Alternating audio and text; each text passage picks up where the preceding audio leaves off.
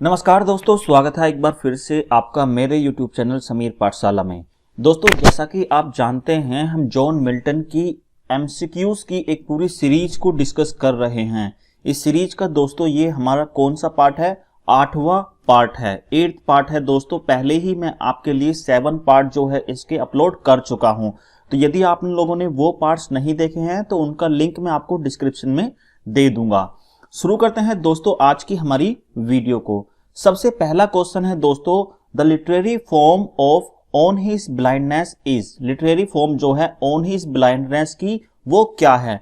वो एक सोनेट है, शॉर्ट स्टोरी है, एपिक है या फिर मास्क है? इन चारों में से ऑन हिज ब्लाइंडनेस की लिटरेरी फॉर्म क्या है? तो दोस्तों मैं आपको बता देता हूं, जो इसकी लिटरेरी फॉर्म है वो क्या है दोस्तों? सोनेट है। सोनेट क्या होती है दोस्तों? सोनेट होती है 14 लाइन की एक पोयम, जिसके अंदर कितनी लाइंस होती हैं दोस्तों? 14 लाइंस होती हैं। पहले क्वेश्चन का आंसर दोस्तों ए है। बढ़ते हैं दोस्तों क्वेश्चन नंबर 2 की तरफ। What kind of sonnets Milton wrote. Milton ने किस तरह की सोनेट्स को लिखा था? सबसे पहला है इसमें शेक्सपियरियन सोनेट, दूसरा है इटालियन सोनेट, तीसरा है स्पेंसरियन सोनेट और चौथा है नन ऑफ द अबव। दोस्तों पहले मैं बता देता हूं किस तरह का, मतलब इन किस तरह के फॉर्मेट में वो लिखते थे। तो जैसे शेक्सपियरियन सोनेट होती थी दोस्तों, उसके अंदर 3 तो मिलते थे हमें क्वाड्रेन। क्वाड्रेन के अंदर कितनी लाइन होती हैं? 4।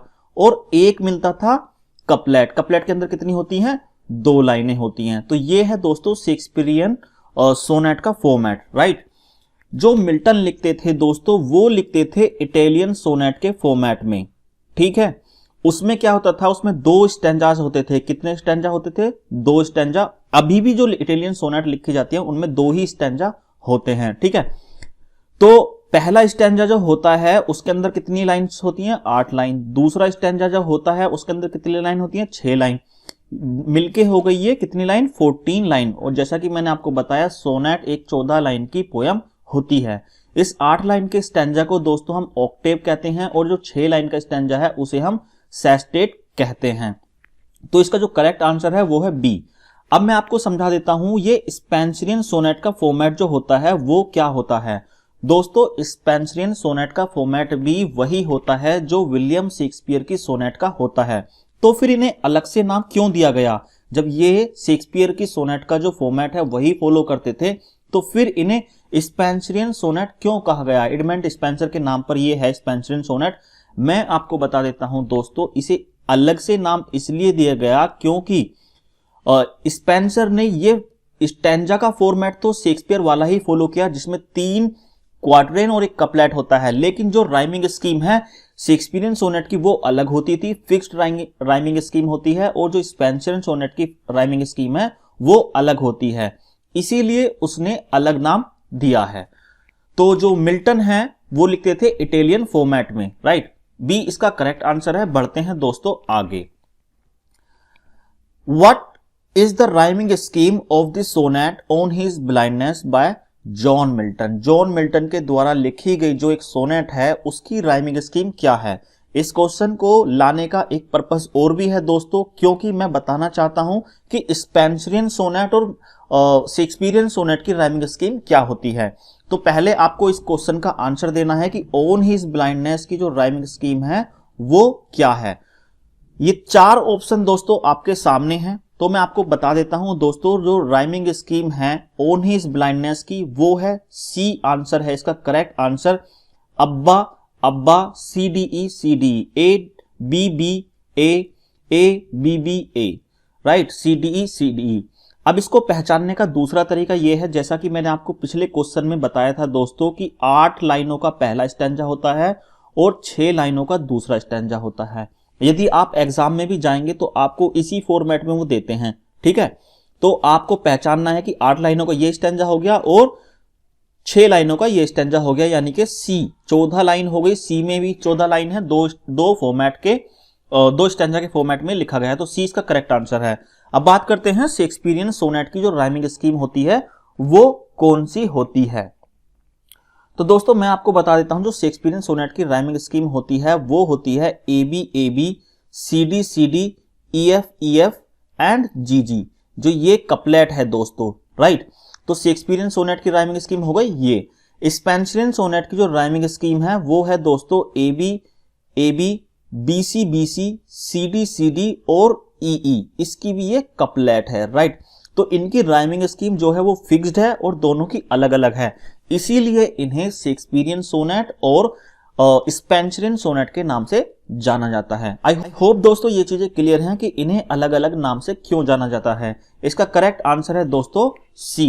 बढ़ते हैं क्वेश्चन नंबर 4 की तरफ। Who gave the title on his blindness? John Milton ने अपनी एक सोनेट लिखी थी, उसको टाइटल किसने दिया था?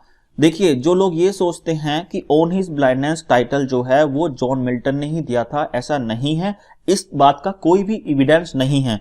दूसरी बात ये कि यदि जॉन मिल्टन अपनी ब्लाइंडनेस पर ये पोएम लिखते तो ऑन माई ब्लाइंडनेस यहां पर होना चाहिए था, ठीक है। अब ये साबित करता है हीज यहां पर कि ये टाइटल जो है वो किसी ने और ने दिया है, ठीक है, क्योंकि हीज का मतलब यहां पर क्या है दोस्तों, यहां पर मिल्टन है, राइट। तो इससे साबित होता है कि ये टाइटल जो है किसी और ने दिया है।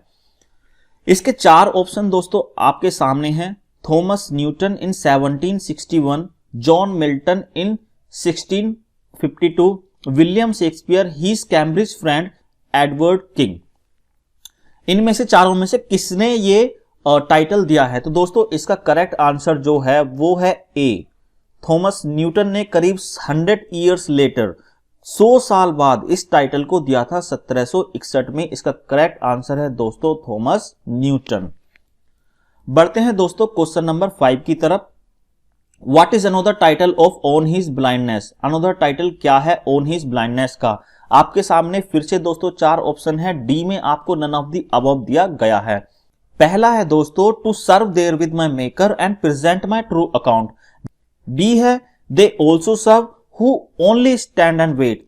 तीसरा है दोस्तों when I consider how my light is spent. तो मैं आपको इसका मतलब बता देता हूं, क्योंकि एग्जाम में कभी कभी लाइन भी पूछ ली जाती है ऑन हिज ब्लाइंडनेस से, क्योंकि ये जॉन मिल्टन के द्वारा लिखी गई दोस्तों बहुत ही फेमस सोनेट है। टू सर्व मतलब सेवा करना चाहता है जॉन मिल्टन, जब वो ब्लाइंड हो गए थे उसके बाद भी अपने टैलेंट को यूज करना चाहते हैं। वो कौन से टैलेंट को? देयर विद का मतलब यहां पर है the talent which God has given to John Milton, that is to write poetries और compose poetry, right. My maker का मतलब दोस्तों कौन है यहां पर? गॉड है, भगवान है। And present my true account, present मतलब जो टैलेंट भगवान ने दिया है मुझे, मैं उसका 100% यूज करना चाहता हूं, so that I can prove before God that the talent you have given me I have utilized it. B है इसमें दोस्तों they also serve who only stand and wait. वो लोग भी भगवान की सेवा करते हैं जो लोग अपने टर्न का इंतजार करते हैं। भगवान उनकी सेवा को भी कंसीडर करता है, चाहे उनका टर्न आए या फिर ना आए। तीसरा है दोस्तों व्हेन आई कंसीडर। कंसीडर का मतलब होता है गहराई से विचार करना। हाउ का मतलब होता है कैसे। माई लाइट का मतलब है आई साइट। और यहां पर स्पेंट का मतलब है खर्च हो जाना या फिर लॉस्ट हो जाना। मैं सोचता हूं कि कैसे मेरी लाइट जो है, आंखों की रोशनी जो है वो खर्च हो गई मेरी आधी उम्र से पहले ही, इन हाफ माई डेज। ये इसकी सेकंड लाइन है। तो दोस्तों मैं आपको बता देता हूं इसका करेक्ट आंसर जो है वो है सी। ये जो है दोस्तों इसकी ओपनिंग लाइन भी है, ठीक है। जो जॉन मिल्टन की सोनेट है ऑन हिज ब्लाइंडनेस, यदि आपसे एग्जाम में पूछा जाता है कि what is the opening line of on his blindness sonnet, तो इसकी ओपनिंग लाइन है when I consider how my light is spent. बढ़ते हैं दोस्तों क्वेश्चन नंबर 6 की तरफ। Who introduce sonnet in England? England में सोनेट्स को दोस्तों किसने इंट्रोड्यूस किया है? हेनरी हॉवर्ड, जिन्हें हम दोस्तों अर्ल ऑफ सरे के नाम से भी जानते हैं, sir Thomas VAT, Francisco Petrarch और नन ऑफ द अबव। यहां पर दोस्तों आपको करेक्ट आंसर बताना है, तो आप लोगों को देखने के बाद मैं ये बता देता हूं कि इसका करेक्ट आंसर जो है दोस्तों वो है sir Thomas VAT. Sir Thomas VAT ने इसको 16th सेंचुरी में दोस्तों इंग्लैंड में इंट्रोड्यूस किया था। फिर ये दोनों कौन है जिनका मैंने नाम यहां पर मेंशन किया है? अर्ल ऑफ सरे हैं दोस्तों, जिसने सोनेट्स के अंदर राइमिंग स्कीम दी है, वो कौन है? अर्ल ऑफ सरे हैं, राइट। फ्रांसिस्को पेट्रार्क कौन है दोस्तों? जो इटालियन सोनेट लिखते थे, क्योंकि इंग्लैंड से पहले जब ये इंग्लैंड जाया करते थे सर थॉमस वैट, वहां पर इन्हें देखा था फ्रांसिस्को पेट्रार्क को इस तरह के सोनेट्स लिखते हुए। ठीक है, तो ये इटालियन सोनेटर हैं जो लिखते थे दोस्तों सोनेट इटली में। तो इसका करेक्ट आंसर जो है वो है दोस्तों बी। बढ़ते हैं क्वेश्चन नंबर 7 की तरफ। What poets before Milton were famous for writing epics? कौन से जो राइटर्स थे वो एपिक्स लिखने में, जैसे कि जॉन मिल्टन का एक एपिक है पैराडाइज लोस्ट, उनसे पहले कौन एपिक पोएट्री में फेमस थे? आपको ये 4 ऑप्शन है दोस्तों, ये चारों में से आपको करेक्ट आंसर मार्क करना है। पहले आप लोग देख लीजिए, फिर मैं इसका करेक्ट आंसर आपको बताऊंगा। दोस्तों मैं इसका करेक्ट आंसर आपको बता देता हूं। इसका करेक्ट आंसर है दोस्तों डी है। अब ये क्वेश्चन आपके लिए बहुत ज्यादा इंपॉर्टेंट है, specially for TGT, PGT and LT grade. इसके बाद आप नेट या फिर DSSB और KVS के लिए भी इसे अच्छे से समझ सकते हैं। दोस्तों एक ग्रीक राइटर थे जिनका नाम था क्या? होमर। ये बहुत फेमस थे दोस्तों एपिक पोएट्री के लिए। इन्होंने इलियाड एंड द ओडेसी लिखा था, जो इनकी क्या है? एपिक पोएम्स हैं। इसके बाद दोस्तों वर्जिल जो है ये भी बहुत फेमस थे। ठीक है, किस चीज के लिए? एपिक पोएट्री के लिए। इन्होंने एनियड को लिखा था। इसके बाद दोस्तों स्पेंसर, ये तीनों जो हैं एपिक पोएट्री के लिए फेमस हैं। स्पेंसर ने क्या लिखा था दोस्तों? द फेरी क्वीन ये लिखा था। आई होप ये तो आपको पता ही होगा, स्पेंसर ने फेरी क्वीन लिखा था। सो दोस्तों इसका डी जो है वो क्या है? करेक्ट आंसर है। बढ़ते हैं क्वेश्चन नंबर 8 की तरफ। Which British romantic author was particularly inspired by the work of John Milton? कौन सा ब्रिटिश रोमांटिक पोएट इंस्पायर्ड था जॉन मिल्टन के वर्क से? ऑप्शन नंबर ए है दोस्तों William Blake, Alfred Lord Tennyson, T.S. Eliot और नन ऑफ द अबव। यहां पर आपके सामने दोस्तों 3 ऑप्शन दिए गए हैं जिनमें से आपको करेक्ट आंसर देना है। तो दोस्तों मैं आपको बता देता हूं, इसका आंसर जो है वो इसके क्वेश्चन में ही है। क्वेश्चन में ही आपको आंसर मिल जाएगा। देखिए विच ब्रिटिश रोमांटिक ऑथर, यहां पर यदि आप क्वेश्चन को ध्यान से पढ़ेंगे, इसने कहा है रोमांटिक ऑथर। ठीक है, कौन सा इनमें से रोमांटिक ऑथर है पहले आप यही देख लीजिए। जो अल्फ्रेड लॉर्ड टेनिसन है वो कौन से पोएट हैं दोस्तों? विक्टोरियन पोएट हैं, तो ये रोमांटिक पोएट हो नहीं सकते। जो T.S. एलियट हैं दोस्तों वो करते हैं कौन सी सेंचुरी से बिलोंग? दोस्तों ये 20th सेंचुरी से बिलोंग करते हैं। और जो विलियम ब्लेक हैं वो करते हैं रोमांटिक एज से बिलोंग। तो इसका जो आंसर है दोस्तों डायरेक्ट सीधा सीधा यही आता है विलियम ब्लेक, क्योंकि और कोई ऐसा ऑथर है ही नहीं जो रोमांटिक एज से बिलोंग करता है। तो इसका करेक्ट आंसर दोस्तों ए है। बढ़ते हैं क्वेश्चन नंबर 9 की तरफ। What author road life of Milton? Life of Milton को किसने लिखा है? आपके सामने फिर से दोस्तों 4 ऑप्शंस हैं, आपको करेक्ट आंसर मार्क करना है। तो इसका करेक्ट आंसर दोस्तों वो है सी, सैमुअल जॉनसन ने लाइफ ऑफ मिल्टन लिखी है। क्वेश्चन नंबर 10 की तरफ चलते हैं दोस्तों। Who is largely considered to be the father of epic poetry? कौन एपिक पोएट्री का फादर कहा जाता है? मैंने आपको दोस्तों पिछले किसी क्वेश्चन में 6 या 7 में ये बताया था कि होमर, स्पेंसर और वर्जिल ये तीनों जाने जाते थे किस चीज के लिए?